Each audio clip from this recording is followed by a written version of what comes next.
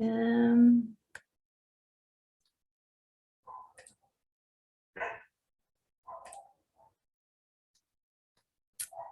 Deixa eu ver aqui.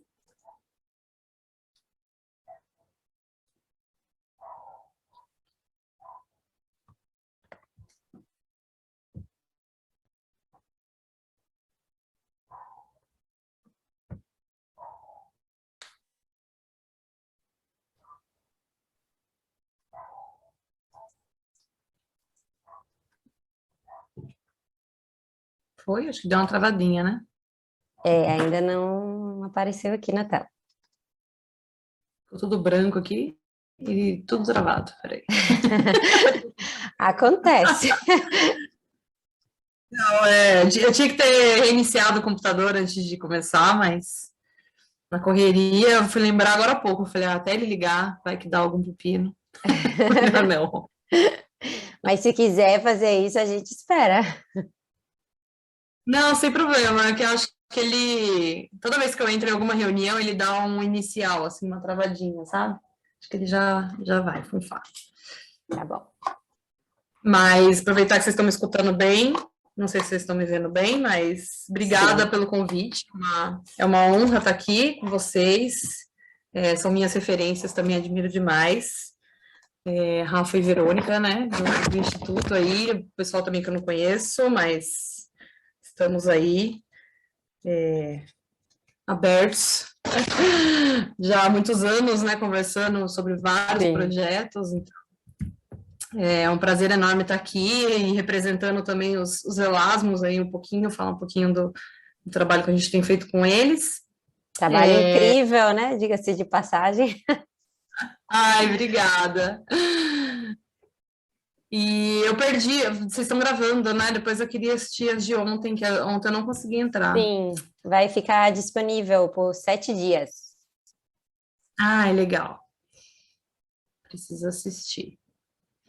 Bom, não tá funcionando aqui. Deixa eu ver o que eu faço. Eu não sei se é da apresentação ou se é do. As coisas do online, né? A gente testa e depois não funciona. Sempre.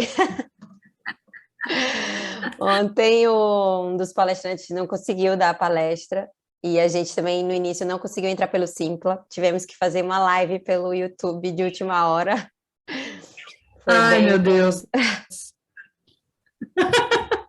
Mas, bom, em breve a gente espera estar se vendo pessoalmente, todo mundo, que vai ser mais fácil. Sim, sim. Bom, eu não sei o que tá rolando aqui, mas. Quer tentar sair, entrar de novo? Ele travou, eu não tô conseguindo parar de compartilhar. Eu travei aqui também. Eu só tô escutando vocês, não tô vendo ninguém. Não tô vendo nada. Mas eu tenho um plano B aqui, peraí. Deixa eu ver.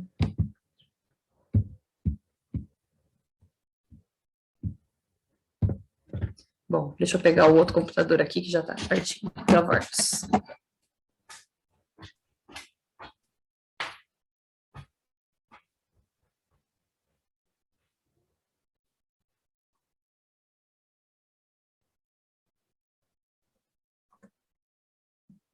Gente, vamos aproveitar que a Bianca está aí nesse processo de mudança de computador para a gente conversar um pouquinho, saber o que é que vocês acharam da palestra de ontem, se gostaram.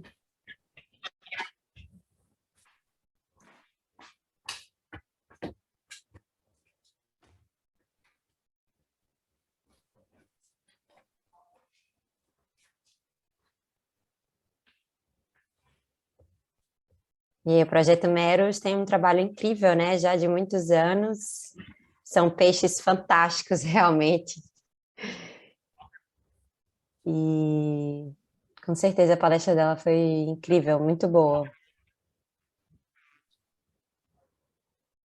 Todo mundo já conhecia, né, o Projeto Meros, eu acredito.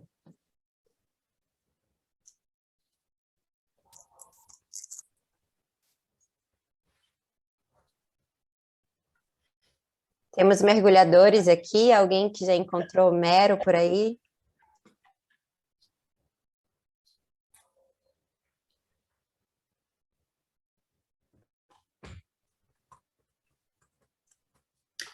Ah, agora parece que foi.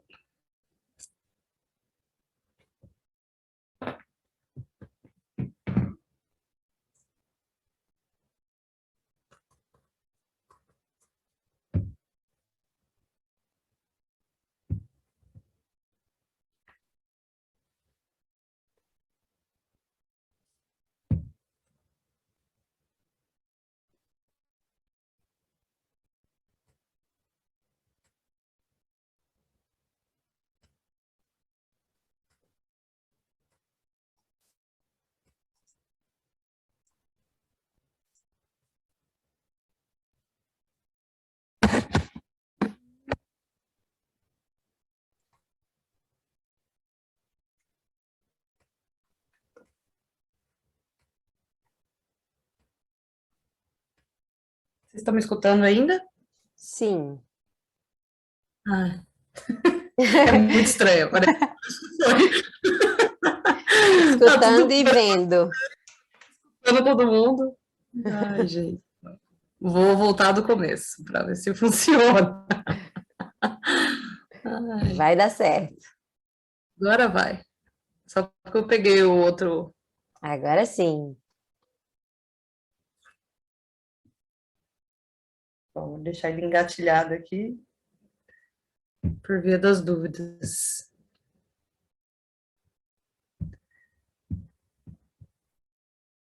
Eu vi que tem alguém do meu laboratório aí.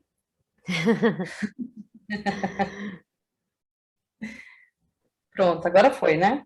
Isso, agora foi.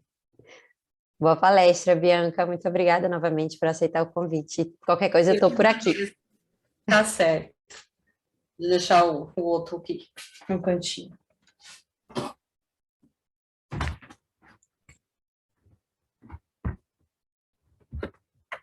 Bom, pessoal, boa noite de novo. Para quem entrou depois, eu não vi, estava travada. Eu trouxe um assunto, na verdade, eu fiz um Frankenstein ali de uns tópicos que eu tenho trabalhado. Espero não deixar vocês muito confusos, porque eu quis trazer um pouco dos dois ambientes que eu tenho trabalhado, que é no sul da Flórida e em Fernando de Noronha. Deixa eu colocar um negocinho na luz aqui que tá esquisito. Então, espero não deixar vocês muito confusos. A Rafa já me apresentou, né, mas vou explicar um pouquinho mais sobre a minha carreira aí, que eu acho que é importante, né, principalmente para quem está começando agora, né, e tentando aí se encaixar no mercado de trabalho, enfim, né, e saber as experiências dos outros sempre é muito legal, né. Então, eu fiz graduação em biologia, sou bióloga, me formei em 2015, eu tá tampando aqui, eu não estou conseguindo enxergar quando que eu me formei, mas acho que foi isso, foi em 2015. E desde então, né, eu tento trabalhar aí com os tubarões e as raias, desde que eu entrei na graduação, na verdade, eu tento trabalhar com os tubarões e as raias, especificamente com tubarões, desde o primeiro dia de graduação, eu queria trabalhar com tubarão de qualquer jeito, e acabei achando oportunidade aí no Instituto de Biociência, na Faculdade de Medicina Veterinária, uma técnica, né, que eu considero ela mais como professora, que trabalha com morfologia, que mexe aí com microscópio, vários microscópios, né, então me deu essa oportunidade de começar a entrar, né, na área dos elasmobrânquios, que quem já tentou um dia sabe que é bem difícil, né, bem complicado, são animais aí que requer um pouco do nosso esforço adicional para conseguir trabalhar com eles.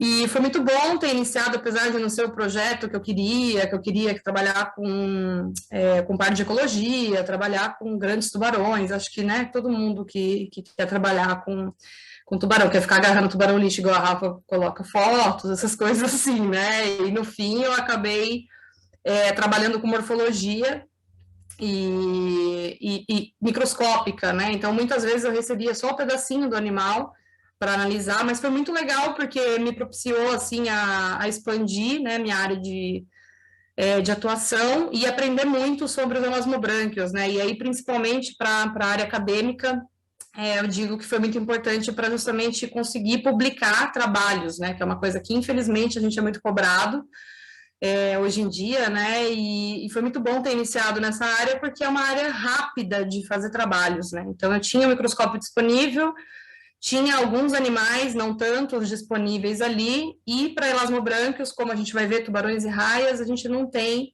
quase nada de estudo para eles, de básico, né, estudo básico, então eu conseguia, tudo que eu fazia era novidade, né, tudo que eu fazia ali no microscópio era novidade, e isso acabou possibilitando eu publicar vários artigos, né, logo no início da carreira, antes de eu terminar a graduação, então isso foi fantástico, assim, né, para eu conhecer também, né, outras áreas, outras pessoas, mas isso foi me angustiando um pouco, assim, né, e de ver só os animais mortos, né, e eu queria trabalhar um pouco, não estava ainda com muita perspectiva, né, durante a graduação, mas aí eu fui para um evento da Sociedade Brasileira de Estudo para Elasmobrânquios, que é a SBEL, e tive acesso a vários trabalhos, pessoas que trabalhavam com diversas coisas super interessantes, demarcação, com animais em cativeiro, com, enfim, com vários trabalhos que trabalhavam com os animais vivos, e isso me despertou aí, nesse momento, em 2014, foi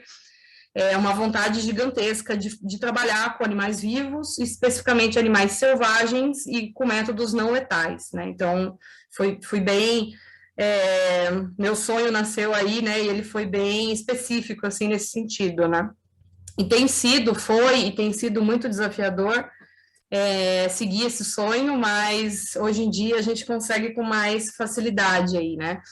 E foi nesse momento de transição, né, que eu mudei da morfologia, dos estudos morfológicos para os estudos fisiológicos, né, num primeiro momento justamente para usar a fisiologia como ferramenta para estudar animais vivos, entender como eles funcionam, entender sua fisiologia, enfim, né, entender sua ecologia e biologia de forma geral, mas que passou a ser uma paixão, né, logo no início do mestrado aí, que eu já entrei no mestrado dentro da fisiologia, e hoje em dia eu sou apaixonada pela fisiologia em si, né, e claro que não tenho vontade de mudar o meu modelo de estudo, que são os elasmobrâncos, os tubarões e as raias, mas tenho muito interesse, muita curiosidade por tudo que acontece fisiologicamente com outros animais, especificamente vertebrados, então é uma área que sou completamente apaixonada, né? Não só para uso como ferramenta, mas eu entrei nela procurando ferramentas, né? Então,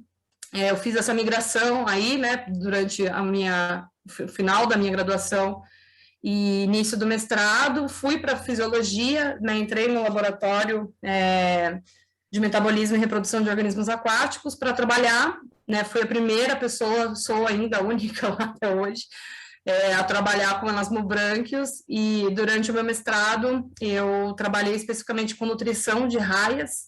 A intenção era ver investimento materno, transferência materno-fetal, mas como qualquer projeto, eu não consegui o que eu queria inicialmente, e acabei trabalhando só com os filhotes, né? Eu achei aqui em São Paulo uma área de berçário para essa espécie, que é a Rhinoptera bonazus e a Rhinoptera brasiliensis, que é uma espécie que secreta um leite uterino, ela tem uma reprodução bem interessante, aí um filhote só por gestação, uma gestação de 12 meses, 9 meses, então foi bem legal estudar essa espécie, e a gente conseguiu ver diversos padrões, diversas interações mesmo, né, e conseguir fazer várias inferências usando só ferramentas fisiológicas e métodos não letais para descrever isso, né, então eu não vou mostrar muitos detalhes, porque a intenção hoje é mostrar dos tubarões, mas como são parentes próximos aí, né, então já fica um geral para vocês.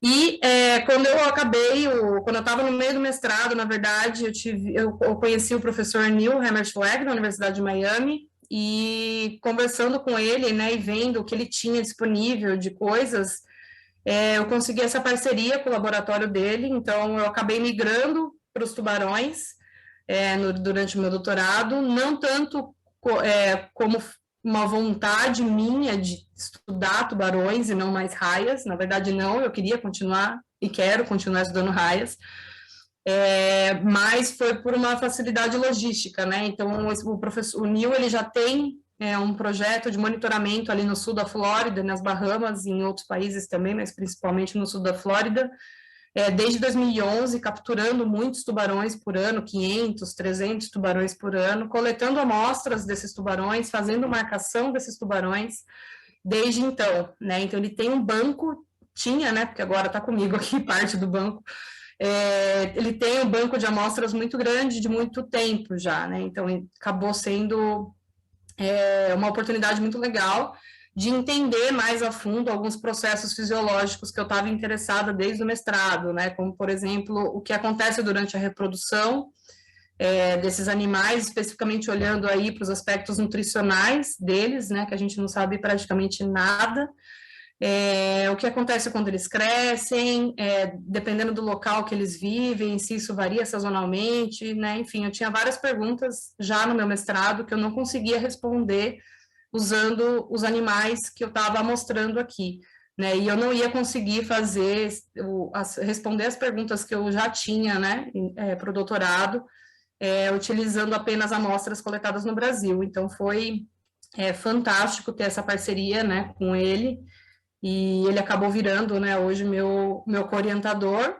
Então, desde o mestrado, eu sou orientada pela Renata Guimarães Moreira, que é do Lameroa, e no doutorado eu passei a ser co-orientada pelo Neil, que é justamente, né, esse professor que trabalha com tubarões já há muitos anos e tem, né, essas amostras, né, tem muito material disponível, e muita vontade de colaborar, né, que é muito importante também, não adianta só ter um laboratório incrível, ter um acesso a animais, tudo, e não ter vontade de colaborar, né, com as pessoas. Então, foi muito legal, está sendo muito legal. Então, eu sempre gosto de contar essa historinha, porque às vezes a gente pensa que para trabalhar com tubarões, a gente tem que ir para campo, coletar os animais, né, e fazer as amostragens, e na verdade não, dependendo da sua pergunta, né, a sua hipótese, né, do material que você vai precisar usar, você consegue fazer parceria com diversos pesquisadores no mundo que vão te mandar esse material e você consegue fazer um trabalho inteiro só usando esse material, né.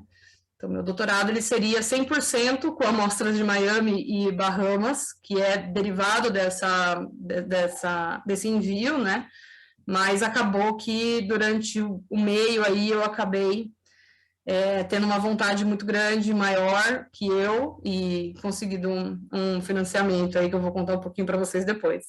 Então, é possível, sim, né, fazer trabalhos bem legais, sem ver os animais, né? Mas depois eu vou contar mais um pouquinho sobre isso. E por fim, né, acho que vocês estão vendo aqui, que não foi proposital, é porque eu tive que vir para esse canto aqui, acabou ficando, mas eu sou também cientista da ONG Sea Shepherd e sou a líder, né, cientista líder da campanha Cação é Tubarão. Então, para quem não sabe, cação é tubarão. Não vou entrar em detalhes também da campanha, depois quem quiser entrar, mas é uma campanha mais de conscientização, né, enfim, é um papo que a gente não vai ter muito hoje aqui, tá certo?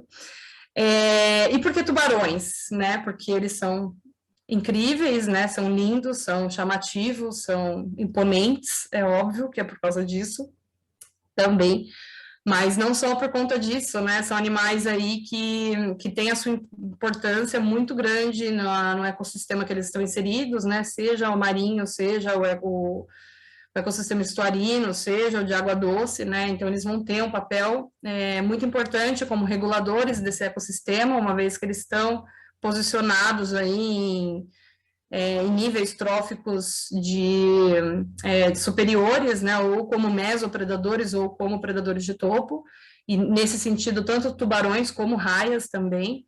E eles acabam, né, atuando ali como uma forma geral de regular esse ecossistema, né, através das interações tróficas, seja por interações diretas, né, de predação, como até indiretas, né, como modificar o comportamento de outros organismos menores que eles, ou outros predadores, né, em interações aí mais competitivas, ou de particionamento de recursos, né, enfim, uma questão mais ecológica, né, e diversa. Eles têm, né, a gente sempre vai ler isso em todos os artiguinhos que a gente for ler de tubarões e raias, vai estar isso, porque realmente é a grande bandeira, né, que a gente usa, até para distinguir quem são esses animais, né, quem são esses predadores, né, a maioria predadores, mas nem todos, obviamente. Também porque são animais muito interessantes do ponto de vista fisiológico, além de ser importantes do ponto de vista ecológico. Eles têm aí diversas estratégias reprodutivas, que a gente nem sabe quantas ainda. Cada dia está sendo descoberto mais e mais estratégias, né? Então, são animais que têm um crescimento lento, uma maturidade tardia, que vai entrar aí na fase reprodutiva com mais de 10 anos, alguns mais de 20 anos, vai crescer, né, durante esse período muito lentamente, depois, obviamente, de uma fase inicial, que acaba sendo mais rápido, mas, no geral, é isso, né? São animais que têm uma seletividade K, que é muito mais semelhante à de mamíferos marinhos, por exemplo, do que de peixes, né? E quando a gente fala desse grupo, a gente acaba chamando eles de peixe, considerando como recurso pesqueiro, então isso é um grande problema. Além disso, eles produzem, né? Eles têm poucos filhotes por gestação e um alto investimento materno em contrapartida, né? Então, tem espécies que têm aí um filhote por gestação, como é o caso da espécie da raia que eu estudei no mestrado, que vai ter só um filhote durante uma gestação de 12 meses, né? E vai ter um alto investimento materno nesse filhote, então a sobrevivência desse filhote é muito importante, mas infelizmente não é muito o que a gente está tendo, né? Então, são características que colocam o grupo em grande vulnerabilidade, né? Quando a gente fala de impactos antrópicos aí. Além disso, né, além dos aspectos super interessantes ecológicos, biológicos, de forma geral, eles estão distribuídos em vários ambientes do planeta aí, só não estão na Antártica.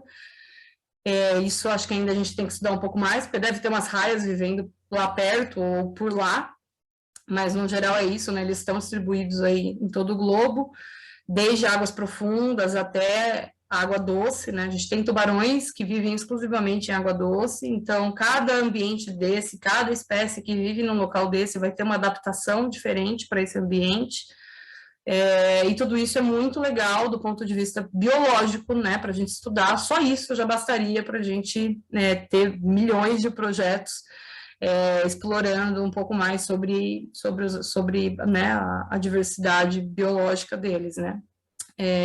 Então, é algo que a gente não sabe muito ainda, não sabe padrões migratórios, não sabe como que eles se adaptam a esse ambiente, né? Claro que a gente já tem alguns estudos, mas são bem precários. E o principal aí do porquê estudar tubarões, né, é porque justamente são animais muito ameaçados, né, como eu comentei, eles têm características de história de vida que acabam colocando eles num holofote, né, de preocupação, porque qualquer coisinha no ambiente vai causar uma redução populacional por conta das características biológicas do grupo, né, justamente eles se reproduzem pouco, tem poucos crescimento lento, né, enfim. E as principais ameaças aí no top, no primeiro lugar, né, tá a pesca como principal ameaça para o grupo, né, direta ou indiretamente. Então, a gente tem uma pesca direcionada para tubarões e raias, né, hoje em dia, né, é um grupo bem valorizado, né, especialmente tubarões, porque a gente tem todo um mercado global, tanto de consumo de carne, mas principalmente aí de nadadeiras de tubarão, que é o mercado das barbatanas, né, na China lá, e aí nisso a gente tem, né, uma cadeia de problemas relacionados a isso, que eu não vou entrar em detalhes, mas são animais que têm um foco, sim, para pesca direcionada. Então, esse é um problema muito grave. O outro são as pescas que não direcionam para os tubarões e para as raias, mas que acabam capturando esses animais eventualmente, né, que daí acaba caracterizando como pesca acessória, bycatch, né, enfim. Então, são problemas gerais da pesca, né, então a pesca é a principal ameaça para o grupo, com certeza. Mas a gente tem outros também, né, como, por exemplo, o aumento do ecoturismo, principalmente, né, o ecoturismo ou o turismo, né, em si, porque o eco deveria ser uma coisa mais sustentável, mas a gente sabe na prática que não é, né? Então a gente tem um aumento turístico, especialmente em áreas protegidas, em parques marinhos, em santuários, né? E isso está sendo um pouco preocupante para o grupo, de várias formas, de vários impactos diretos e indiretos que isso pode causar. Além disso, né, a gente tem problemas aí com urbanização e, em decorrência disso, o aumento de contaminantes, enfim, um impacto direto, né, a partir do momento que os humanos aumentam o uso da área desses animais, vão ter vários impactos associados a isso, junto ou isolado da pesca, né, mas que são bem preocupantes aí também, que a gente entende muito pouco ainda, todos eles, na verdade, inclusive da pesca, né, infelizmente. E por fim, né, o das mudanças climáticas, que é mais recente aí, mas a gente já tem visto alguns trabalhos mostrando que sim, as mudanças climáticas, né, aquecimento global, enfim, vai ter um impacto, está tendo um impacto direto nos elasmobrancos, assim como está tendo em outros animais. Então, é algo que a gente precisa ter um pouco de atenção aí, e que são, né, impactos que podem contribuir para a redução, né, populacional do grupo juntamente com a pesca. E como eu comentei, a gente não sabe muitas coisas, na verdade quase nada, né, considerando a grande diversidade de animais que a gente tem dentro do grupo. Então, a gente tem mais de 500 espécies de tubarões, mais de 600 espécies de raias, e a gente não sabe como que eles funcionam. A gente não sabe a biologia básica da grandíssima maioria das espécies, e mesmo para os que a gente sabe a biologia, a gente não sabe diversas outras coisas, né? Como, por exemplo, qual vai ser ou qual está sendo o impacto dessas alterações antrópicas neles, né? De forma geral. Então, aqui só algumas perguntinhas, assim, que eu tenho tido desde lá do começo do meu mestrado, relacionado ao investimento materno, né? E como que tudo isso pode influenciar o crescimento e a vida do filhote, né? Então, a gente, né, não tem muito essa dimensão, nem do quanto que, por exemplo, uma fêmea investe nutricionalmente no filhote, o quanto que um impacto de urbanização pode afetar, né, a nutrição dessa fêmea e, consequentemente, a nutrição do filhote, o que isso tem de impacto na dinâmica do berçário, né, quais são os impactos que tem na área de berçário desses animais, qual é o impacto que ele vai trazer já ali, desde da época do tempo que ele estava no útero, né, tendo essa conexão direta com a mãe, e como que isso vai afetar as populações futuramente, né? Então, aqui é só um elo, né, de perguntas que a gente não tem noção como que acontece, né? A gente tem vários, incluindo espécies migratórias, espécies residentes, enfim, só para dar um exemplo, assim, para vocês, né, de perguntas interessantes que a gente ainda não sabe como que está acontecendo, né? São muitos pontinhos aí de interrogação que a gente tem. E além de tudo isso, né, dos impactos e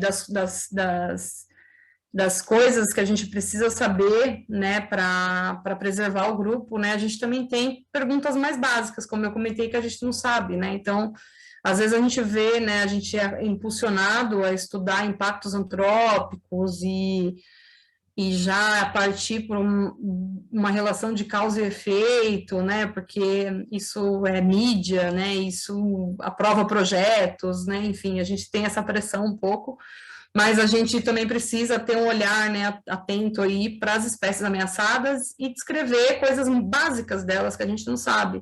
Então, não adianta eu saber qual é o impacto das mudanças climáticas numa raia viola que está quase sumindo do planeta, se eu não sei aspectos básicos biológicos dela, né? Então, a gente primeiro precisa ter essa base, ou junto com esses estudos, ter uma base mais biológica, um interesse, pelo menos, em tentar entender, em tentar descrever esses aspectos mais biológicos básicos, que são muito importantes, especialmente para as espécies aí que estão criticamente ameaçadas, né? Então, aspectos como reprodução, taxa de crescimento, o que esse animal está comendo, como que ele vive, ele se movimenta muito, ele se movimenta pouco, quais são as áreas que ele utiliza, quando ele utiliza essas áreas, são perguntas básicas que a gente não sabe para muitas das espécies, e que são questões aí importantes, né?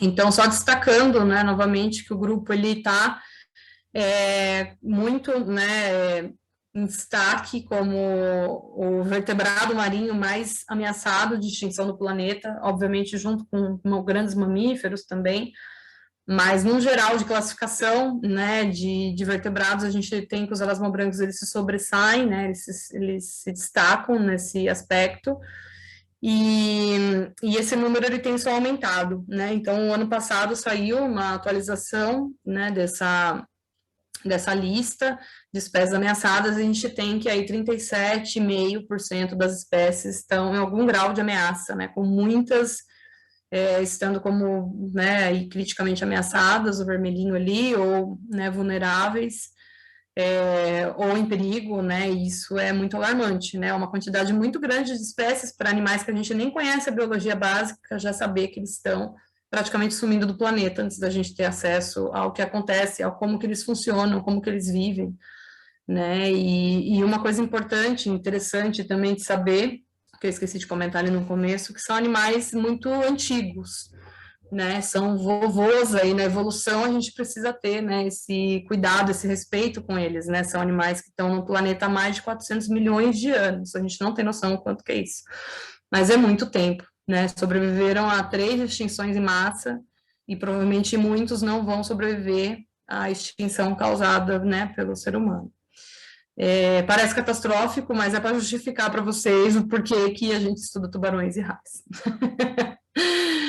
E agora, né, a gente tem esse cenário catastrófico aí, mas a gente tem muita coisa para fazer, né, isso é empolgante, né, de um certo ponto de vista, né, então a gente tem que ter um cuidado maior com essas espécies que estão ameaçadas, né, desenvolver ferramentas, pensar em projetos, em planos de ação, justamente para entender, né, esses grandes problemas aí de conservação, o que a gente pode fazer, prever o que vai acontecer com o grupo, né, enfim.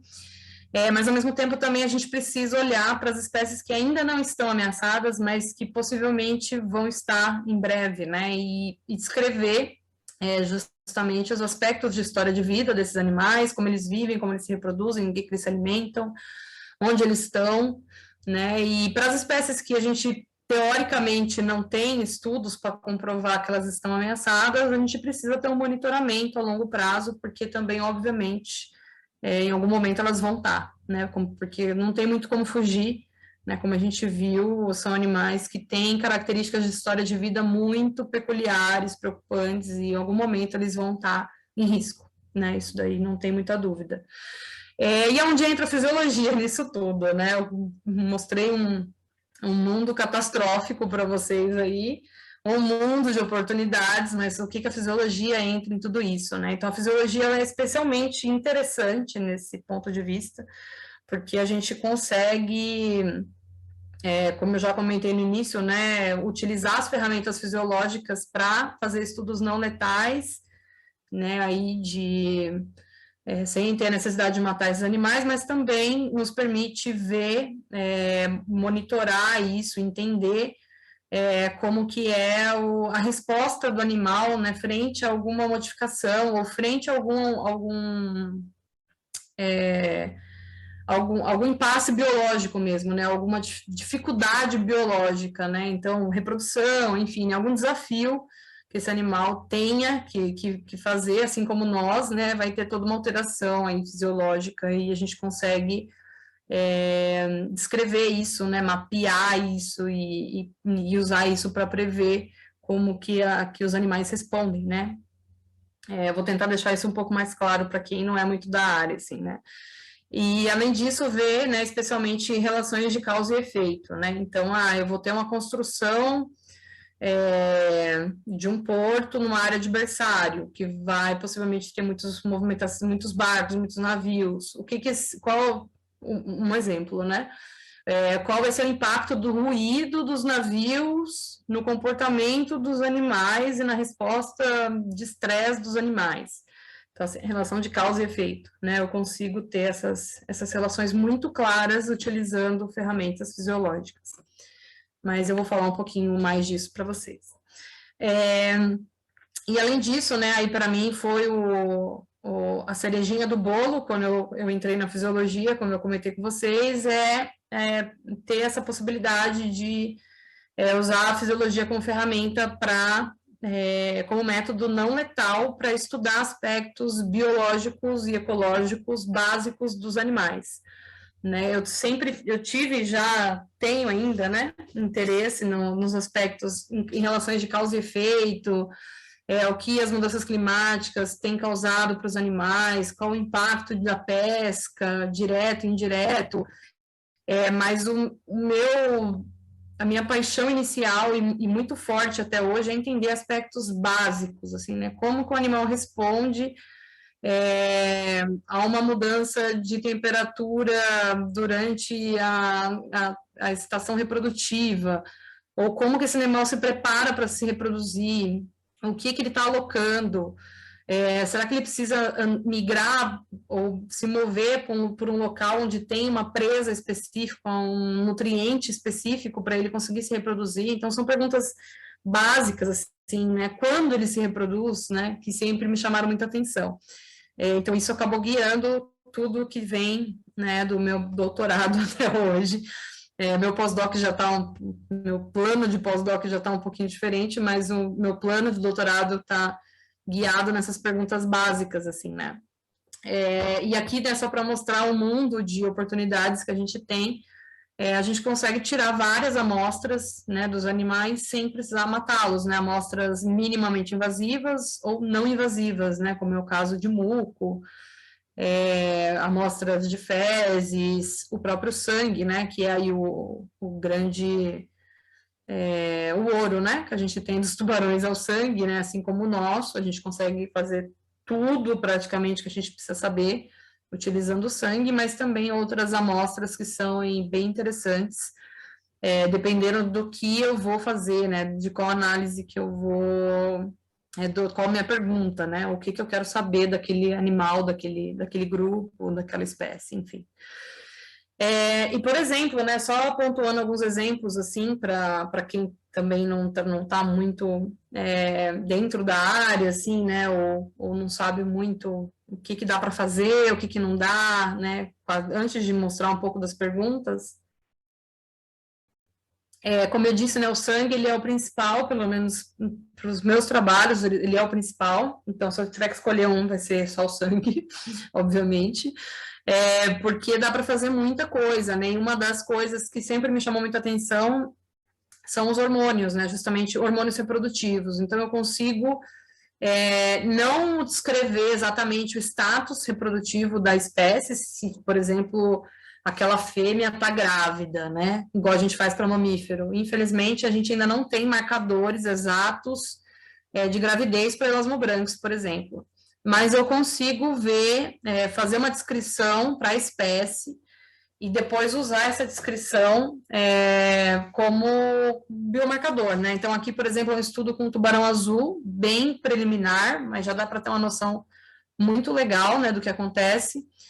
E, por exemplo, a gente vê que a fêmea ela tem altas concentrações de estradiol durante o período de gestação, no final da gestação, né? Então, já é uma marcação muito legal para a gente entender o que acontece durante o ciclo reprodutivo e durante todo, né, ali, outras coisas que eu quero saber, por exemplo, o que esse animal está se alimentando em algum momento, né, ou mesmo só descrever o ciclo reprodutivo, que é algo muito importante para todas as espécies, né, então saber se a espécie se reproduz todo ano, se ela se reproduz a cada 2 anos, se ela se reproduz 2 vezes por ano, né, a gente tem essa variação gigantesca dentro dos elasmobrancos também, então é uma aplicação prática, né, do que a gente pode fazer, né, além, né, do próprio aspecto fisiológico básico em si, né, eu não preciso ter um porquê para estudar uma coisa muito séria, né, só de entender o processo fisiológico já é algo muito interessante e importante. Dá para eu ver, por exemplo, como essa espécie responde ao estresse de captura, né? Então, aqui tendo aplicações diretas para a questão de manejo de pesca, né? Os hormônios, eles acabam tendo uma implicação mais de descrição de características de história de vida básica, que também são usadas para para avaliar, por exemplo, o status de conservação de uma espécie, mas a gente tem outras que são mais práticas, né, que são mais rápidas, assim, né, então, por exemplo, ver o manejo de duas espécies diferentes que eu estou vendo na pesca, né, então eu consigo ver, por exemplo, que o tubarão-martelo, ele é muito mais sensível, né, através de algumas análises fisiológicas, que eu não vou entrar em detalhes aqui com vocês,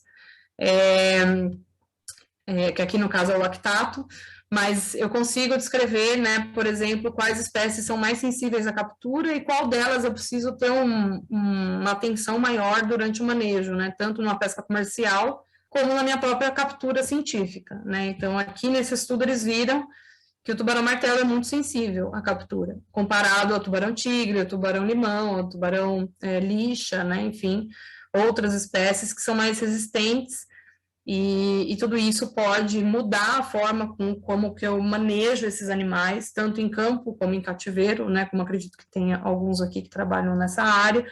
Então, tudo isso eu consigo fazer com amostras e com análises fisiológicas, né, que outras áreas de conhecimento não me permitem, como ecologia, enfim. Só puxando a sardinha para a fisiologia para vocês.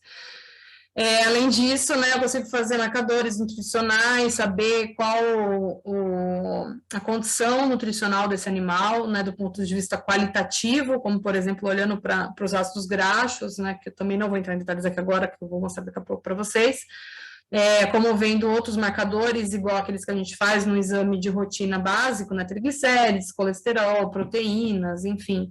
Eu consigo fazer tudo isso, né, analisando o sangue, né, e dependendo da análise, por exemplo, para ácidos graxos ou para isótopos estáveis, que é um outro marcador nutricional, eu consigo fazer análise em vários tecidos, e cada tecido vai me mostrar uma resposta diferente do que eu quero, né, então o plasma é algo circulante ali, muito recente, então o que eu for ver no plasma é algo que está rodando ali naquele momento, né, uma foto do momento do animal, então se ele acabou de comer ou comeu há poucas horas, ele está absorvendo esses nutrientes ali, no caso, né, marcadores nutricionais, que também é a minha área, vou acabar puxando muito a sardinha para esse aspecto. A gente consegue ver uma fotografia recente do que esse animal está se alimentando, ou do que está vindo da dieta desse animal, ou o que ele está mobilizando naquele momento para os tecidos. Né? Já se eu ver outros tecidos como músculo, eu vou ver né, uma absorção ali mais a médio prazo, enfim, né, eu consigo fazer diversas inferências, ou mesmo coletar diversas amostras, ou uma dessas amostras, e conseguir entender um padrão geral, né, ali do que eu quero saber para o animal, né, como, por exemplo, quais são diferenças ontogenéticas, né, se o filhote difere de um adulto, diferenças sazonais, o que muda ao longo da estação reprodutiva ou ao longo do ano, né, aí tanto para animais adultos como para juvenis também, né, enfim, só algumas questões aí que dá para a gente responder, né, com essas análises ou com essas amostras, né, de forma geral. Acho que deu uma travadinha aqui, foi. Pensando nisso, assim, né, só para situar vocês no que as perguntas que eu comentei, algumas que eu tenho, e algumas que estão dentro da minha tese, por exemplo, né, então, por exemplo, como que, peraí, tem alguma coisa aqui, deixa eu clicar, opa, foi muito.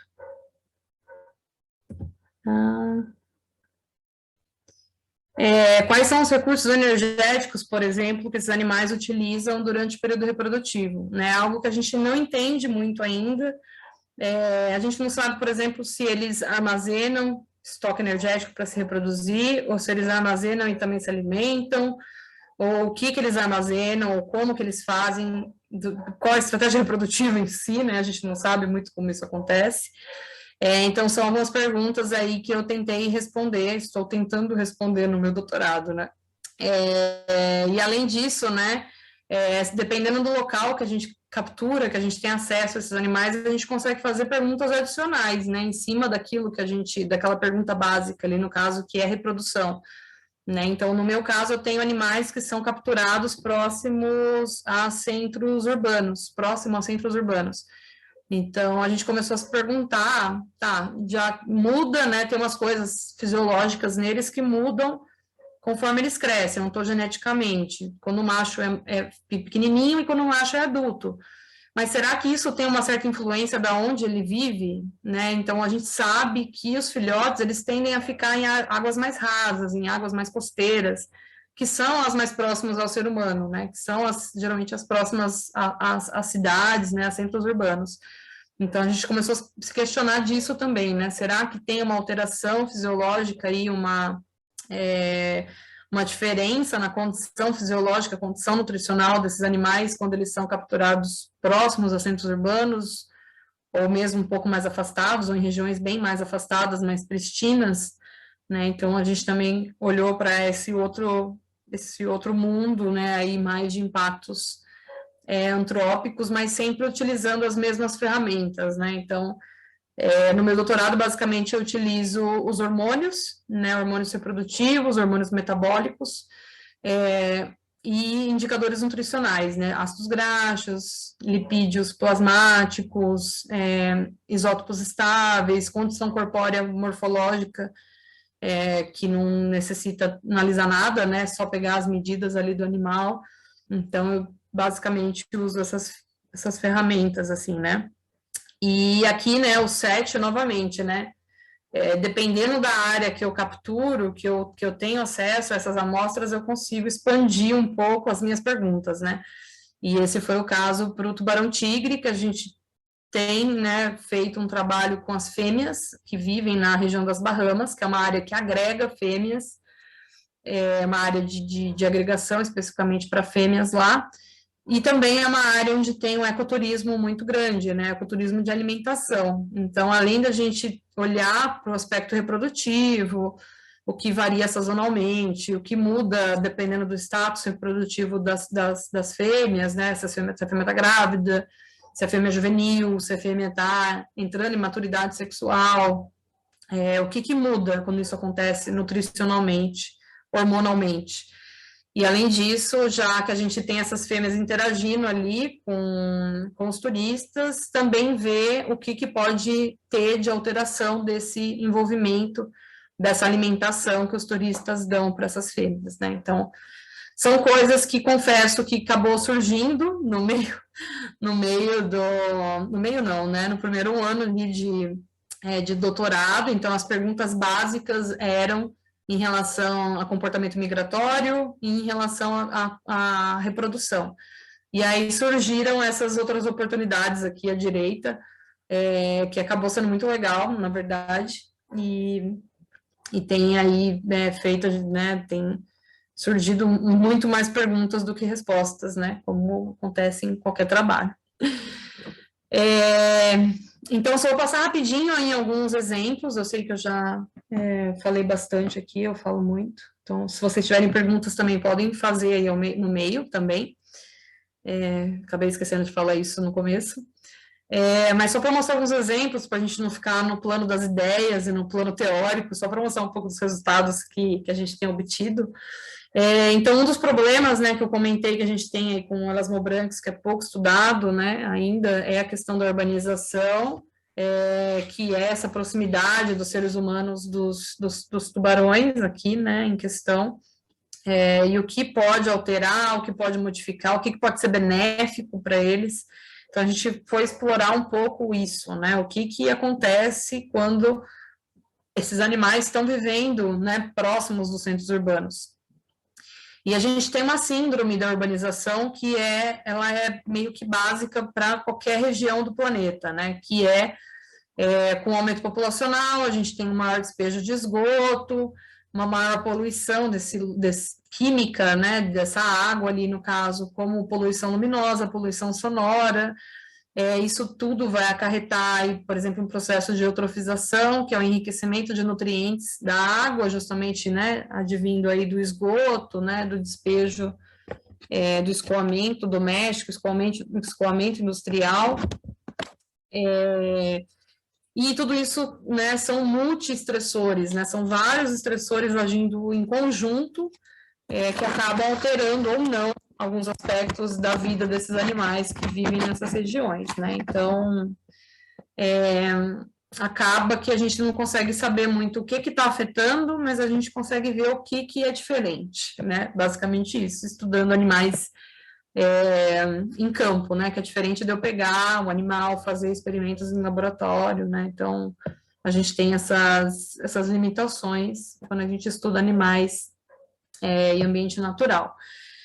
Então, para responder algumas perguntas, né, que a gente tinha sobre o que pode alterar, o que a urbanização tem afetado, a gente foi olhar justamente para a condição nutricional, né, que não que isso é o mais importante, no meu ponto de vista, é um dos pontos mais importantes, porque é o que eu trabalho, mas é porque também é o que que eu trabalho, né, minha área de pesquisa. Então, como eu comentei no começo, né, eu vou acabar puxando a sardinha para o que eu estou fazendo, né.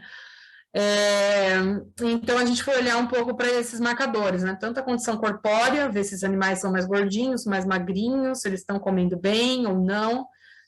A nossa hipótese era que não, né, que o impacto da urbanização ele acaba afetando toda a cadeia trófica, e que a disponibilidade de presas para esse tubarão vivendo ali é menor do que quando ele está num ambiente preservado, né, mais pristino, mas como vocês vão ver, a gente encontrou resultados um pouco diferentes disso. Eu acabei esquecendo de colocar o gráfico, eu acho, mas enfim.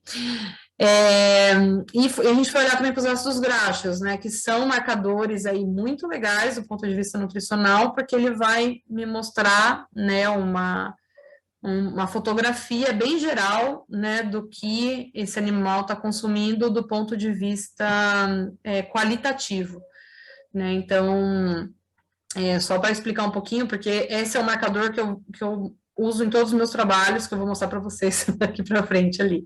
Então, só para vocês entenderem como que ele funciona, né? Então, a gente não tem, né, os vertebrados, assim como nós, acho que isso, né, todo mundo já deve ter percebido, que a gente vê nas embalagens do mercado, né, ômega 3, ômega 6, isso porque nós, vertebrados, assim como os tubarões, não conseguem produzir, sintetizar ácidos graxos poliinsaturados, ômega 3 e ômega 6, que são os mais importantes para a nossa saúde, né? Tanto para construção de sistema neural, para sistema visual, né? Tecidos, né, visuais e neurais, como mesmo para a resposta imunológica, né? Resposta inflamatória. Então, são aí moléculas, né, nutrientes muito utilizados para vários processos do nosso corpo, nutrientes muito importantes. E a gente não consegue sintetizar esses nutrientes a partir de outras fontes, né? Então, a gente precisa consumir esses nutrientes, e assim, né, e especialmente para animais marinhos que têm essa quantidade, por exemplo, de ômega 3 muito grande no ambiente, porque isso é sintetizado lá pelas algas, né? Lá na base da cadeia alimentar, eles conseguem adquirir esse nutriente muito fácil. Então, com o passar do processo evolutivo, eles perderam a capacidade até de converter ácidos graxos poliinsaturados, mas de cadeias menores, para ácidos graxos de cadeias maiores, que são os altamente insaturados, como o DHA, né, ômega 3, muito importante aí para a gente. Enfim, né, desculpa entrar nos assuntos moleculares essa hora, mas só para vocês entenderem. Então, o que a gente vê, por exemplo, quando eu pego o sangue, um plasma de um tubarão, é o que ele, a grandíssima maioria, né, do que está ali, é o que está vindo da dieta dele, porque ele não está sintetizando aquilo e também não está mobilizando muito aquilo, porque é um ácido graxo muito importante, ele não vai ficar mobilizando ali na corrente sanguínea para qualquer fim, né? Então, é o que está vindo da dieta. Então, eu acabo entendendo, né, qual é o perfil nutricional das presas que ele está consumindo. E, nesse ponto, comparar, do ponto de vista qualitativo, como que está a condição dele nutricional e condição da dieta dele. Caso tenha ficado alguma dúvida, depois eu posso explicar melhor.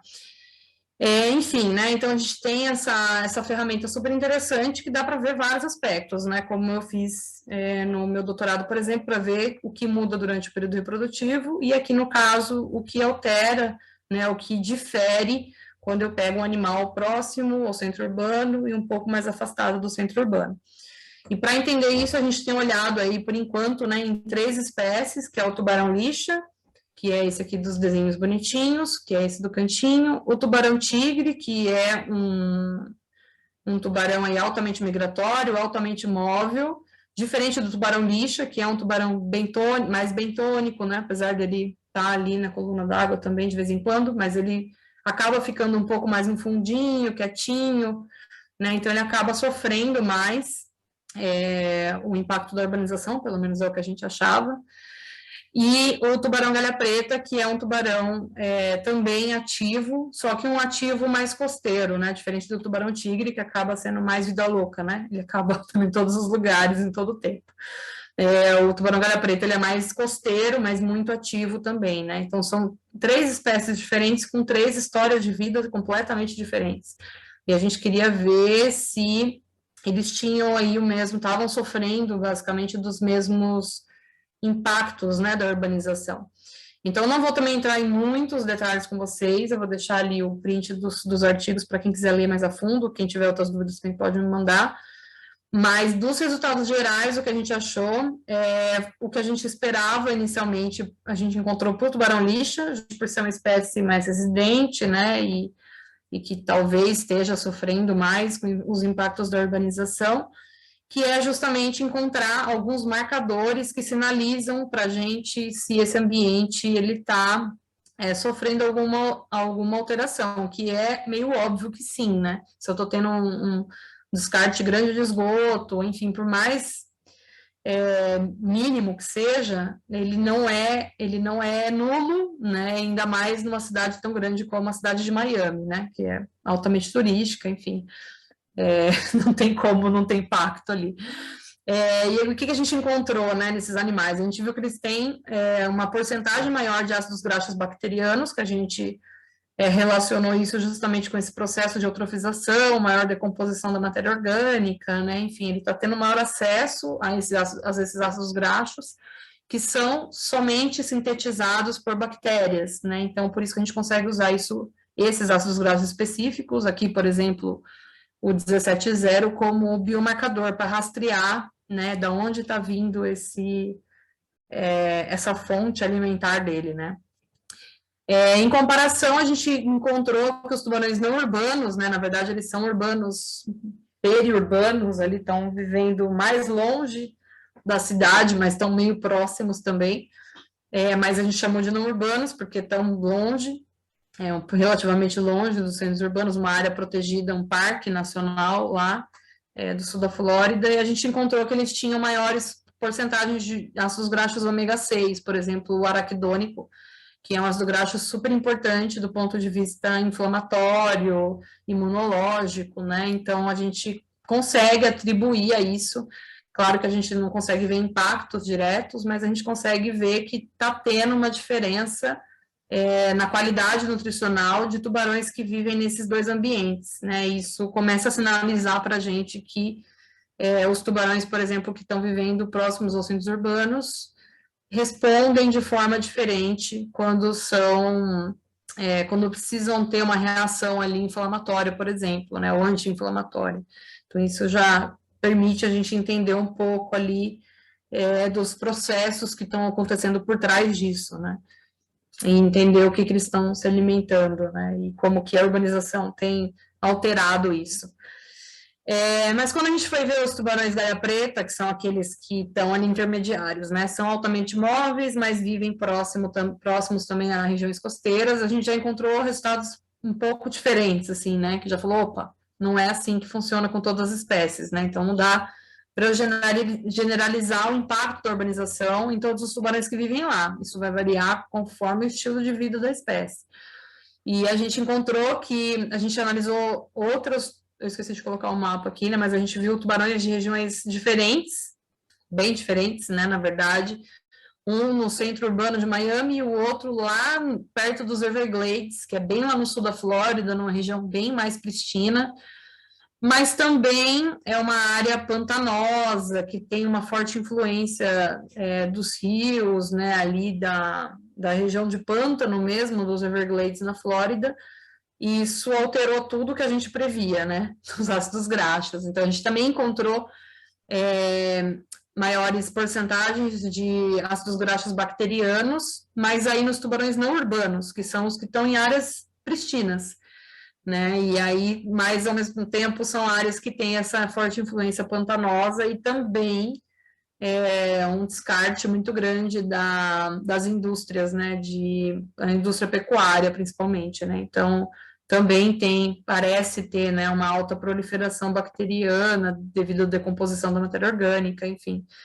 Não necessariamente atrelada à urbanização, né? Então, isso também permite a gente, né, ver que nem todos os marcadores podem ser generalizados para todos os estudos, né? Tudo isso essa análise que a gente faz e fica depois meses tentando entender o que está acontecendo, né? Mas a gente consegue entender como que o ambiente está.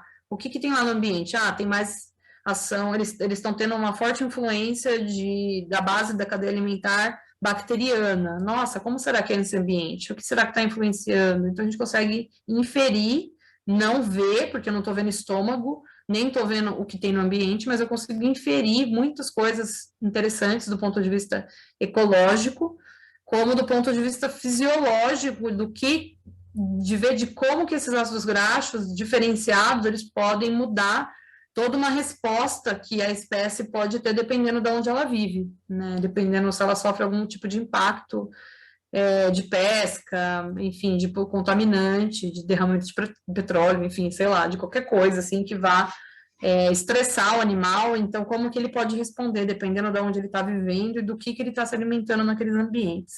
Consigo fazer uma série de inferências relacionadas a isso, né?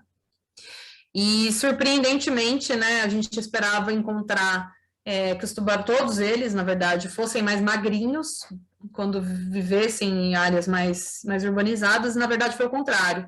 Tanto o tubarão-lixa como o galha preta, eles são mais gordinhos quando eles vivem próximos aos centros urbanos do que quando eles estão na área mais pristina. E a gente tem várias hipóteses para isso, uma delas é que justamente esse ambiente urbano, essa região antropizada, né? Antropizada não, eutrofizada, acaba gerando ali uma maior biomassa de presas, então eles comem mais, ou eles estão se movendo menos dentro dessas áreas, então acabam gastando muita energia, ou eles conseguem consumir uma quantidade parecida de presas, mas tendo um esforço menor para isso, né? Então, também pode estar contribuindo para esses animais armazenarem uma quantidade maior de gordura. Mas a gente ainda está tentando ver isso, né? Aí o Nil está fazendo alguns estudos lá com os alunos dele, através de bruves, para ver biomassa mesmo de peixes, né? E presas que tem nessas duas regiões, né? Enfim, tem muitas coisas legais que dá para fazer. E aí o tubarão-tigre foi completamente diferente de tudo que a gente esperava, né? Então, ele teve aí a melhor qualidade nutricional do ponto de vista de alguns marcadores, quando ele vive ao centro urbano, do que quando ele está lá nas Bahamas, que está pouquíssimo exposto a seres humanos em interação com cidades, né? Então, foi completamente diferente de tudo que a gente estava vendo no tubarão-lixa, né? E do que a gente viu para o tubarão-galha preta. Mas aí também permite várias outras inferências, né? Como entender a interação entre eles, né, na região, que eu não vou entrar em detalhes, mas tem uma relação entre o tamanho, né, nesse estudo a gente só fez juvenis, então tem uma relação com isso, como que os juvenis estão interagindo com as fêmeas adultas lá nas Bahamas, e isso parece alterar toda a qualidade da dieta delas, né, enfim. Muitas inferências para pouca análise, basicamente isso, né, mas abre um leque muito grande para outras perguntas, outros estudos, e tudo isso feito com plasma, né? Um pingo de plasma, dá para a gente inferir muita coisa interessante do ponto de vista biológico das espécies, né? E aqui só um resuminho do que a gente encontrou para as três, que é um pouco diferente em alguns aspectos. Na verdade, eles mudam bastante a forma como eles respondem a esse ambiente, e a gente tem atrelado isso justamente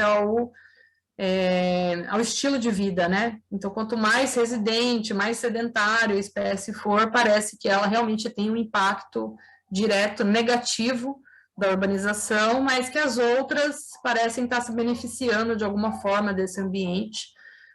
Então, não dá para a gente generalizar o impacto da urbanização nelas, né? Mas, de uma forma ou de outra, acaba tendo um impacto negativo, né? Do ponto de vista de saúde, né? Enfim, não é totalmente positivo viver na cidade. Quem mora na cidade sabe disso, né? A gente se beneficia, mas também tem os impactos negativos, só que a gente não entende ainda eles.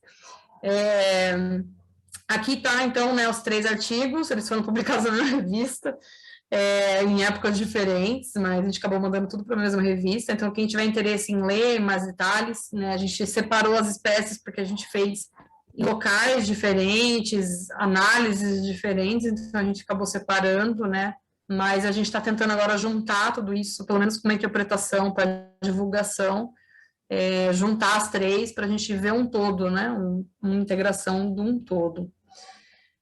Eu tenho tempo para falar ainda? Tenho, né? Só um pouquinho.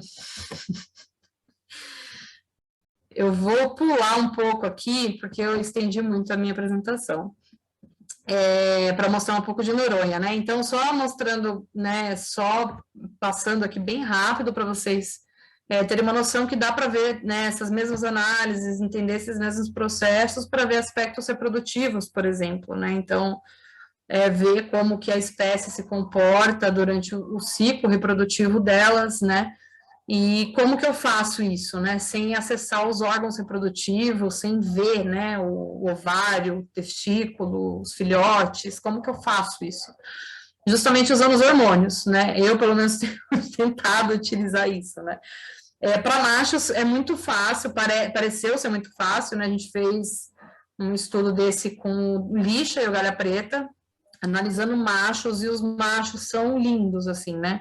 A gente usou só testosterona, a testosterona, ela deu para classificar o estágio reprodutivo como o momento que esse animal estava durante o período reprodutivo, né? Animais pré-cópula, animais durante a cópula, obviamente não só com os hormônios, mas pegando dados de literatura também, né? Então, para machos é muito lindo esse padrão, né, e conseguir identificar os estágios e depois pegar esses estágios e ver o que está acontecendo nutricionalmente, né, do ponto de vista nutricional. Então, por exemplo, a corticosterona, que na verdade são os corticosteroides, que é um rolo que eu não vou entrar em detalhes, mas é uma análise que a gente faz, mas é sempre alvo de críticas, porque a gente não tem muita certeza do que a gente está medindo, né? Mas são os corticosteroides de forma geral, que são hormônios metabólicos, né? Então, tentar entender qual fase que esse animal está gastando mais energia, demanda mais energia, mobiliza mais energia, como, por exemplo, os corpos cetônicos, que também é um marcador interessante para ver jejum ou mesmo mobilização energética, né? A gente vê que para o tubarão-lixa macho, isso ocorre durante o período de cópula, que é algo já esperado, né, mas a gente conseguiu não, né, a gente viu isso através de marcadores plasmáticos, né, e aí mostrando que a mesma coisa que a gente viu para o aspecto de urbanização, nem sempre dá para generalizar, né, então são 2 espécies com histórias de vida diferentes, elas se movem diferente, elas comem coisas diferentes, então elas vão mobilizar energia diferente, vai utilizar a energia diferente, então é muito legal entender isso, né, e entrar em aspectos evolutivos, enfim, dá para fazer altas viagens, tudo com métodos não letais, analisando, né, parâmetros fisiológicos, e é muito legal. E aqui também está esse artigo, desculpa, eu não entrei em mais detalhes, porque eu quero passar rapidinho com vocês pelo projeto de Noronha, que eu sei que acho que deve ter algumas pessoas talvez curiosas, porque é algo nosso, né, nacional. Então tá aqui o print, depois quem quiser pode me pedir que eu mando.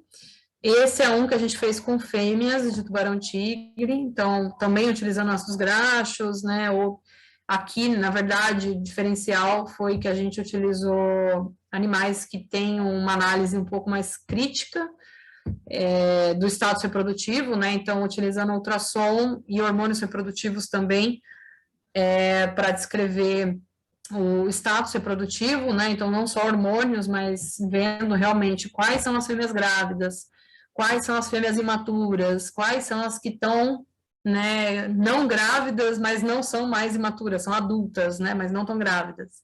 Então, a gente tem essa classificação e está conseguindo entender vários aspectos metabólicos e nutricionais, sabendo dessa informação, né, que também é uma informação que é uma dificuldade, né, a mais que a gente tentando lidar aqui no Brasil. A gente não tem uma ultrassom ainda, né? Então é um aspecto legal, mas que acaba ficando aí um pouco restrito, né? Dependendo do seu financiamento e tudo. A parte do sangue não, a parte do sangue é relativamente barato, né? E aí, só falando um pouquinho de Noronha, né? Então eu saí da graduação querendo trabalhar com animais vivos, porque eu trabalhava só com um pedacinho, fazendo análises morfológicas, microscópicas, e ficava meio indignada com isso, assim, né? Eu gosto do animal, né? Eu não gosto de ver um pedacinho só dele. De vez em quando é legal, né? Mas não sempre. Então, acabei mudando para trabalhar com animais vivos também por essa vontade de ver os animais vivos, pegar neles, soltar eles vivos, né? Enfim. E aí, trabalhei, assim, no mestrado, fui muito feliz, mas aí, quando eu entrei no doutorado, eu voltei para o mesmo problema que eu estava na graduação, de só ter as amostras, não ver o animal. E quando eu fui para Miami para conhecer os meus tubarões de perto, eu voltei meio indignada, assim, né, sabendo que era muito fácil, vendo que era muito fácil capturar tubarões, coletar as amostras, e que a gente não tinha algo assim no Brasil, né, de capturar tubarões para coletar sangue, por exemplo, especificamente. A gente não tinha esse projeto, assim, né, algo assim no Brasil que desse simplesmente para eu ir lá e acompanhar. Então, logo que eu voltei, abriu a seleção para esse edital, que eu recomendo, super recomendo para todo mundo, do Bolsas Fumbio. Para mestrado é 20 mil, para doutorado é 38 mil que eles dão, para justamente gastar com coleta de campo, né? Enfim, não é bolsa, né? É um recurso que a gente utiliza diretamente para pesquisa. E mandei um projeto na cara e coragem para fazer esse tipo de trabalho, mesma coisa que eu estou fazendo com as amostras dos tubarões da Flórida e das Bahamas em Noronha. E foi aprovado, né? Então, estamos na batalha para conseguir fechar esse capítulo do meu doutorado, né? Nos últimos 45 minutos do segundo tempo, né? Que eu defendo esse ano. Mas estamos como quase. Então, o projeto nasceu disso, né? Então, é um local muito interessante, né? Como vocês já devem imaginar, para quem não conhece, super recomendo ir. É um local muito diverso, é o local com maior quantidade, com mais quantidade de tubarão por metro quadrado no Brasil, né? Então, vale muito a pena, né? E pensando nisso, eu não escolhi Noronha por ser um local só muito bonito, muito legal, uma ilha oceânica, nada disso, né? Foi justamente por ser uma área com sucesso de captura, uma área que tem muito tubarão. Então, eu preciso de muitas amostras, então eu tenho que ir para um lugar que tem muito tubarão. E a gente já sabia, né, tem alguns estudos prévios lá, então a gente já sabe algumas coisas da vida desses animais, mas não sabe muita coisa, né? Então, o que a gente sabe, basicamente? Que existem 5 espécies bem frequentes lá, e dessas 5 espécies bem frequentes, a gente tem 3 muito frequentes e que possivelmente são mais residentes lá, né? Que é o tubarão Carcarrhinus perezi, que é o reef shark, ou cabeça de cesto, bico fino, cada um fala o nome. O tubarão lixa e o tubarão limão, né? São espécies que estão lá o tempo inteiro, parecem se reproduzir, tem os filhotes, parece não, né? Se reproduzem na ilha, tem os filhotes lá, os filhotes ficam lá, né? Então é uma área de berçário também. E alguns aspectos de movimentação geral que a gente já sabe, né? Então, o tubarão-tigre tem um aspecto migratório interessante, mas a gente também não sabe qual é o padrão, se existe um padrão para esse comportamento. São animais que utilizam bastante a área, mas que vêm de todo lugar do mundo, né? Do mundo não, né? Do Oceano Atlântico.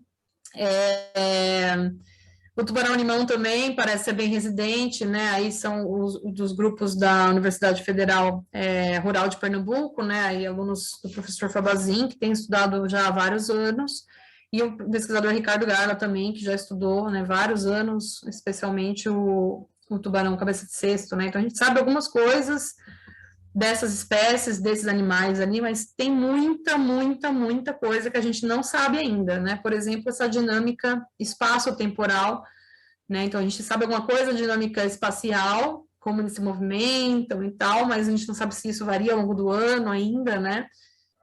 Talvez alguns trabalhos mais, né, futuros aí, em breve, vai responder isso para a gente, desse pessoal de Recife, né, que tem estudado, as interações ecológicas, né, tanto partição de recursos como sobreposição espacial, né, o que esses animais estão comendo, será que eles estão comendo a mesma coisa, eles estão competindo por recursos, eles estão dividindo, cada um se alimenta numa área, ou eles usam a mesma área, comem a mesma coisa, e tem uma certa competição, já que tem muito tubarão, assim, né, por metro quadrado, comparado a outras regiões do Brasil, né, são questões que a gente tem aí e está tentando responder, e outras que a gente pretende responder no futuro próximo também, né, sobre ciclo reprodutivo. Então a gente sabe que é uma área de maternidade, que as fêmeas grávidas utilizam, a gente sabe que é uma área de cópula, mas a gente não sabe a frequência reprodutiva dessas espécies lá, que é um ambiente único, né, comparado à região costeira ou, né, locais ali do Caribe,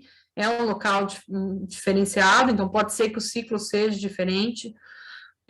Ecologia nutricional, de forma geral, né, que foi aquilo que eu mostrei para vocês, será que está acontecendo alguma coisa semelhante com eles, né, não sabemos de nada. E outras espécies, né, que não são muito estudadas, como, por exemplo, o tubarão lombo preto, que é o Carcarrhinus falciformis, que vive em áreas mais fundas, mas não longe da ilha, né, porque como é uma ilha, a região profunda é bem perto. Então, a gente tem algumas espécies vivendo, né, nessas regiões mais profundas que a gente também não sabe nada de nada, nem que espécies estão lá direito. E de todas essas perguntas, a que eu vou tentar responder no meu doutorado vai ser a interação trófica desses animais e a condição nutricional descritivo básico, né? Não vou conseguir ver interação sazonal, nada disso, justamente pela questão amostral, né? E aqui só, né, mostrando mais ou menos um mapinha da distribuição desses tubarões em relação às áreas de captura, né? Então, a gente tem uma certa distinção ali, quando a gente, por exemplo, quer pegar tubarão-tigre, a gente vai nos 50 metros, quando a gente quer pegar um tubarão-lixa, um tubarão-limão, a gente vem em áreas mais rasas, de 25 a 35 metros, se eu quero pegar filhotes, eu vou nas regiões de 10 metros, bem próximo aos costões que tem lá, né? Então, a gente tem um pouco essa separação espacial deles, apesar de a gente não entender muito como eles estão separados lá. E a gente faz essa captura, né, também utilizando métodos minimamente invasivos para eles, que é o método de linha de espera, que eu não vou entrar em detalhes também, porque a gente não tem mais tempo e também porque eu não ia entrar em detalhes, mas que é um método, né, que o Neil utiliza lá em Miami. Então, a gente quer fazer um método muito parecido ou igual, para, no futuro próximo, a gente conseguir comparar os aspectos fisiológicos dos tubarões daqui com os de lá, né, utilizando o mesmo método, a gente consegue fazer isso, né, e aqui só umas fotinhos para ilustrar o que eu estou falando, não vou entrar em detalhes de manejo com vocês, mas a gente faz, né, a captura aí em parceria com pescadores artesanais da região, que nos ajudam, né, a fazer toda a parte de manejo, porque a gente não tem essa experiência em campo ainda, infelizmente, para fazer todo o manejo adequado dos animais, né? Aqui eu coloquei uns vídeos, mas eu acho que não vai rolar por agora. Mas depois eu mando para vocês. Não vai rodar. E a hora que eu testei, tinha rolado, mas agora não vai. E coisas bem interessantes que aconteceram, eu não tenho muitos resultados fisiológicos deles para mostrar ainda, porque a pandemia não deixou eu fazer muitas coisas ainda, mas em breve terei.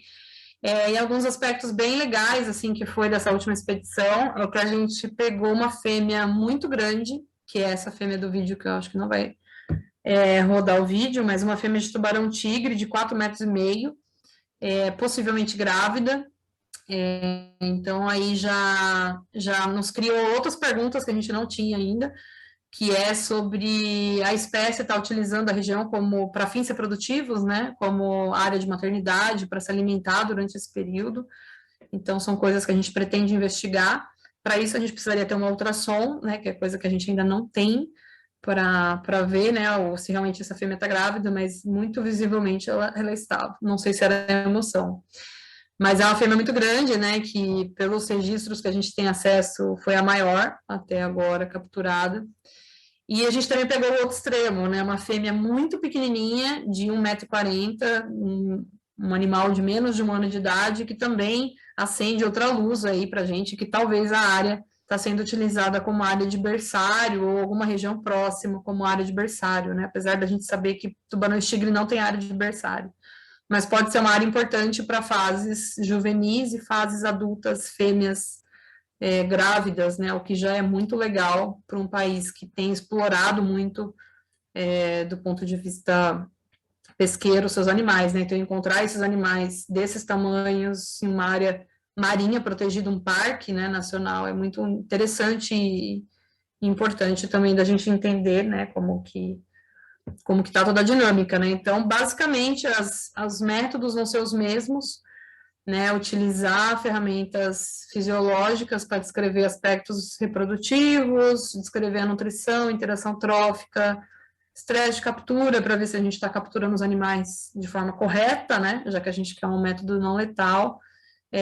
Então, aqui só um quantitativo, né, só a coisa, fim de curiosidade, dos tubarões que a gente mais captura em Noronha, né, que é o Carcarrhinus perez e o tubarão-tigre, que a gente focou bastante nele na última expedição.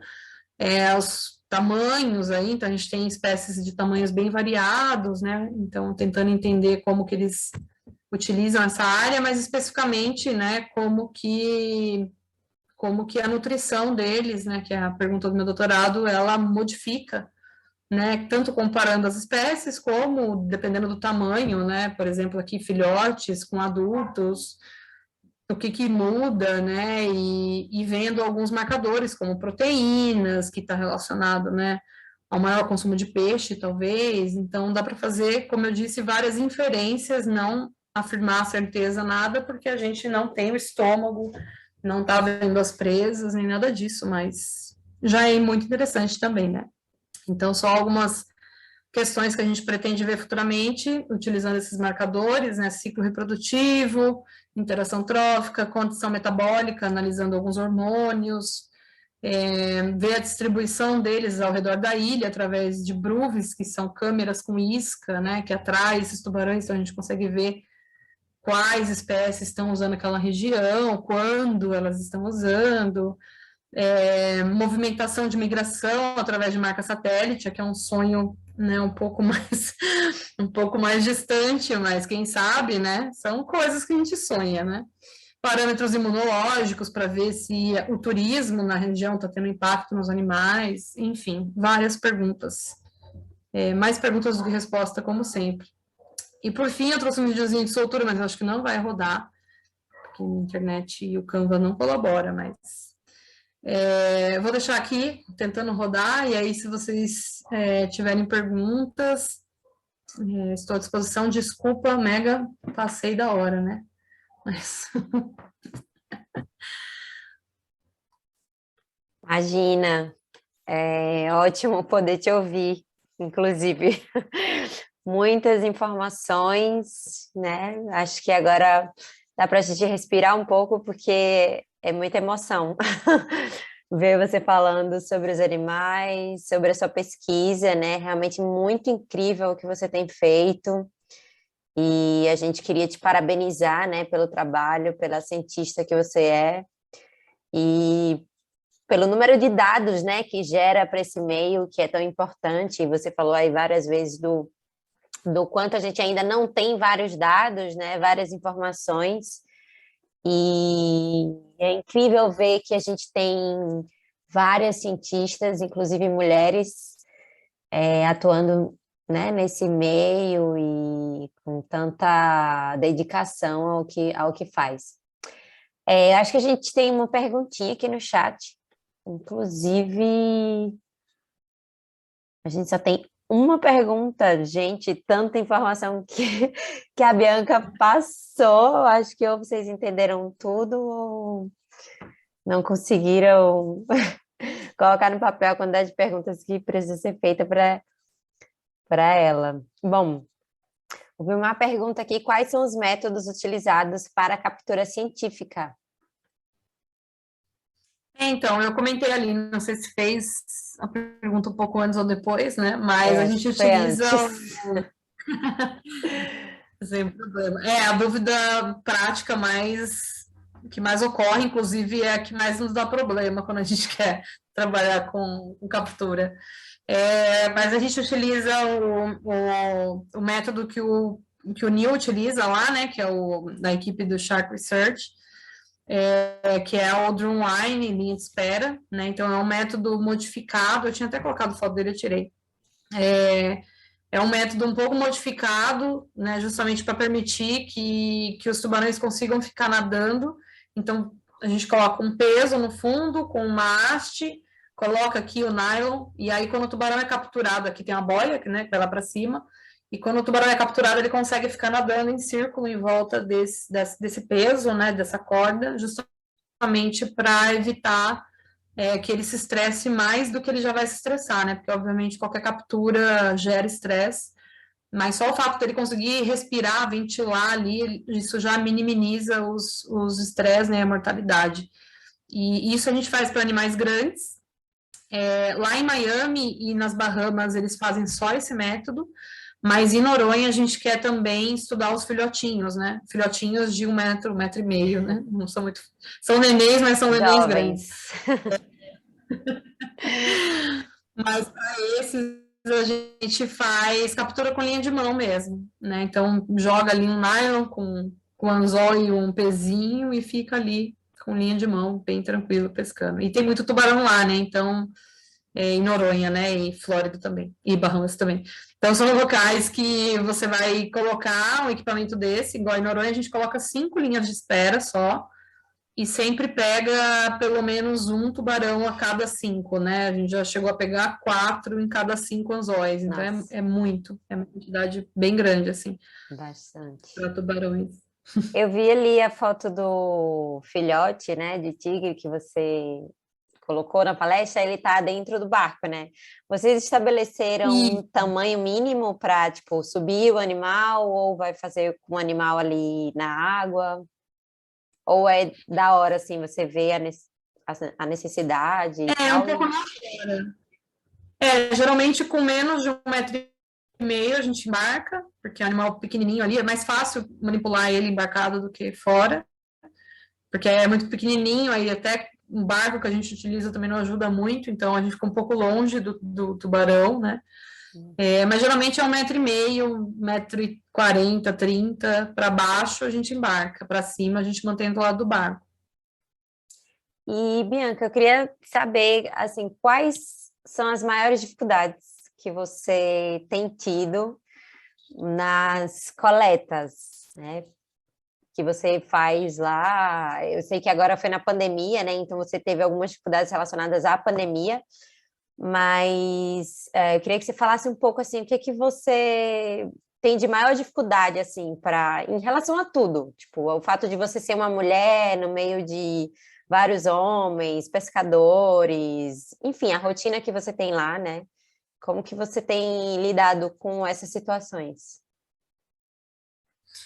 São várias, eu acho. No momento, a que mais dificulta é a financeira, porque a gente não tem investimento para pesquisa no Brasil, né, igual a gente tem fora. Então, tudo para a gente é muito precário, muito difícil, né? A gente tenta maximizar o máximo possível do recurso, né? Por exemplo, a gente faz adoção dos tubarões marcados para arrecadar dinheiro para fazer as coletas. A gente tenta contornar várias situações, né? E no fim, a gente tem um pouco preparo também, né, para trabalhar com animal vivo em campo, né? Então, a gente, que não vejo como algo negativo, mas a gente tem sempre que estar aliado a pescador. Lá em Miami, por exemplo, eles saem com barco de mergulho, só pesquisadores e turistas que vão assistir, não vai ninguém pescador. Os próprios pesquisadores são muito bem treinados para fazer todo o manejo com o tubarão. A gente não tem esse recurso, né, para ter anos e estar toda semana em campo, né? Isso jamais a gente vai conseguir aqui. Então, a gente não tem esse preparo, né? Então, sempre tem que estar aliado com o pescador, isso não vejo como negativo, Sim. mas tem horas que impossibilita, né? Porque o pescador, ele tem um traquejo diferente com os animais, então tem hora que a gente tem que ser mais grosso ali, né? E ficar ensinando o cara a puxar o bicho direito, ser mais gentil, então tem hora que essas coisas dificultam bastante, né?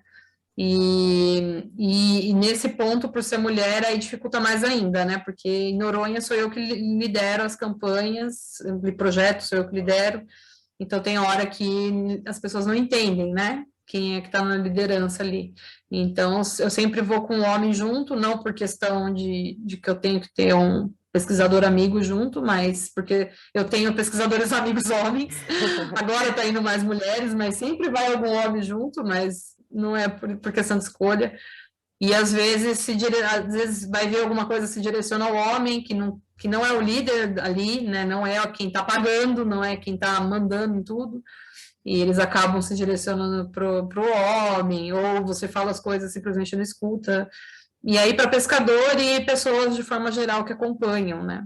Dessa última expedição, a gente foi com uma equipe de filmagem, também teve problema, porque, né, tipo, não escuta, né? Não Sim. escuta. Eu não sei se é porque eu sou mulher ou porque eu sou brasileira, né? Porque a equipe de filmagem era gringa. Então, tem esses dois aspectos. A sua equipe Mas eu geralmente é diria de que quantas pessoas? das duas expedições que a gente fez em Noronha, foram dois pesquisadores Nossa. só, e 2 pescadores. E agora, agora em maio a gente vai de novo, aí tá indo mais pessoas, mas é bem poucas, porque tudo é muito caro, ainda mais em Noronha, então Sim. tem que ser tudo reduzido. Imagino. Bom, gente, alguém quer fazer mais alguma pergunta para Bianca? Se quiserem também ligar a câmera, o microfone, podem ficar à vontade. Se alguém quiser se manifestar. Só outra dificuldade, tem várias, né? Mas mais uma importante também. A gente tem várias dificuldades, não, sei lá qual palavra que eu posso usar para isso, mas que eu já estou há um tempo trabalhando com animal selvagem, animal vivo, coletando amostras, fazendo várias inferências com pouco, então eu já estou um pouco acostumada, mas quem quiser entrar, né, nessa área, assim, de trabalhar com elasmobrancos vivos, capturados em campo, vai se deparar com algumas das dificuldades. Algumas delas trabalhar com tubarão e raia não é fácil em nenhum aspecto, porque tem questões de ego, tem questões do animal ser sensível, então não é toda pesca que você consegue pegar o animal vivo. É difícil achar eles, porque eles já estão tudo arrebentado, né? Então já tem poucos animais mesmo, já estão tudo ameaçados. Quando você encontra e você vai ter um número amostral relativamente pequeno, comparado a pessoas que trabalham com animais mortos ou trabalham com animais que vêm da pesca. Então, tem várias dificuldades, assim, né? Trabalhar com métodos não letais, você já vai ter só um tecido, às vezes você quer ver questão nutricional, que seria legal ter o estômago, ter o fígado, ter o músculo, você vai ter só o plasma. Então, você vai ter várias coisas que vão dificultar, assim, mas que têm sido vistas com bons olhos, né? Você tem uma amostral suficiente para uma análise que vai faltar uns pedaços ali para você construir, escrever a sua história, mas que você consegue fazer com muito respeito de quem for avaliar o seu trabalho, por exemplo, numa revista científica, né? Pessoal, geralmente eu não tenho tido dificuldades com isso. Eu tive um pouco de barreira da minha orientadora no começo, por exemplo, porque ela trabalha com experimentação, trabalha com animais de aquicultura, enfim, então está acostumada a fazer experimento, matar os animais, coletar todas as amostras, fígado, tudo que quiser. E quando eu cheguei com a proposta de trabalhar só com sangue, um pedacinho do músculo, ela ficou em pânico, assim, né, por um bom tempo, até conseguir ver, né, que, não, é possível entender, né, a história sem ver todo o animal, mas tem esses percursos, assim, mas que são bem vistos no fim Sim. da história. Você estabeleceu um número amostral que você, assim, almejava e você acha que, tipo, você vai conseguir ou você acha que está bem abaixo do que você deseja? Não, na verdade, eu trabalho com o que eu tenho. É melhor, né? Não vejo muita coisa, não.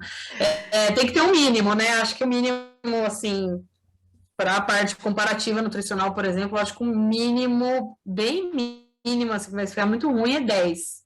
É um 10 bem apertado, mas com os tubarões da Flórida e das Bahamas eu não tenho tido essa dificuldade, porque são amostras coletadas já de alguns anos, então, e lá tem muito, né, eles têm muitas saídas, então, meu N mínimo, acho que até hoje, por grupo, foi 40, assim, 30, é uma coisa que Ótimo. dá para ser muito legal, né? Agora, para Noronha, eu já estou vendo que eu estou almejando esses 10 aí, no mínimo 10. Né, a gente começou agora, né? Vai para a terceira expedição só, então tá mais devagar. Mas Recurso vai dar limitado. certo. Vai aumentar esse número.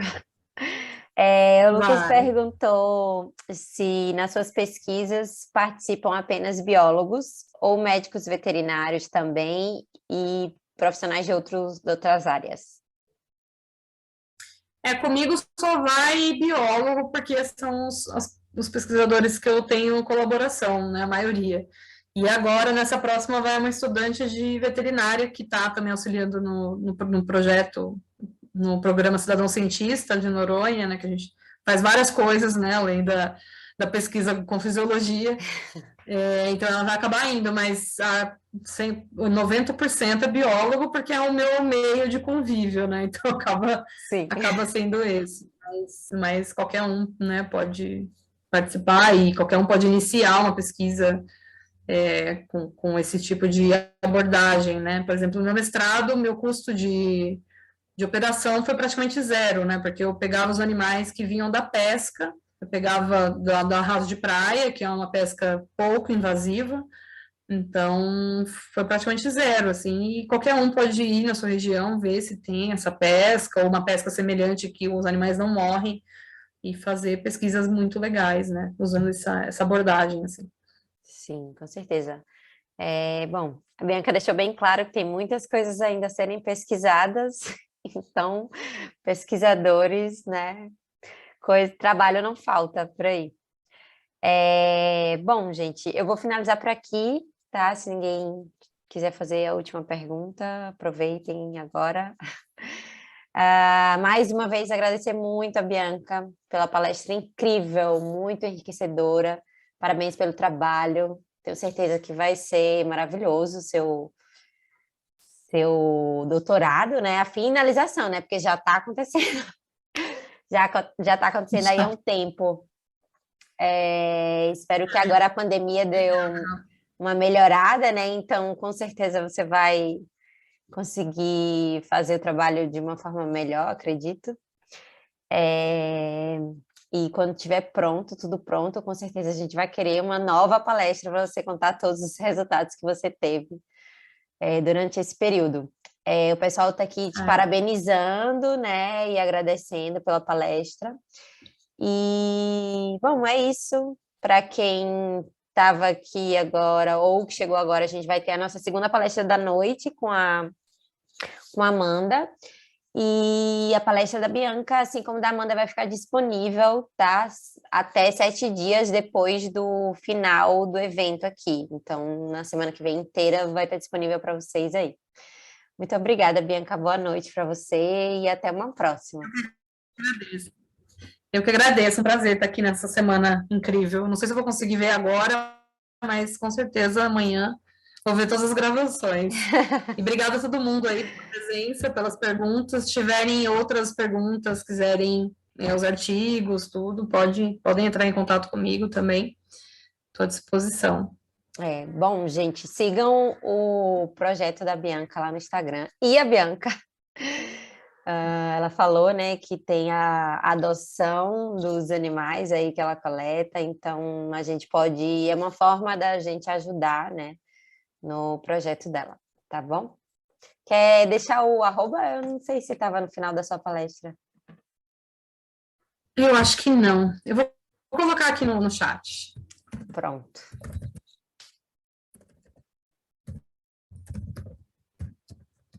Isso é da página. Aí tem o meu aqui. Esses são o Instagram e o meu e-mail.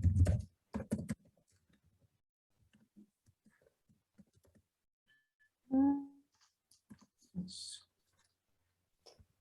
Pronto, então quem quiser tirar outras dúvidas depois com a Bianca pode mandar por e-mail, por direct. E sigam as páginas dela aí na rede social. Isso. Eu vou deixar meu e-mail aqui, não sei se no meu e-mail, no meu site, mas eu não lembro se é esse exato, mas tem lá no Instagram também. Que daí lá eu pendurei todos os artigos, o PDF de todos os artigos que eu já publiquei, assim, que eu tenho parceria também, então quem quiser acessar, Ai, tá lá. ótimo. Perfeito, então. Muito obrigada, boa noite e boa semana para você. Obrigada para vocês também. Bom, gente, vamos dar continuidade aqui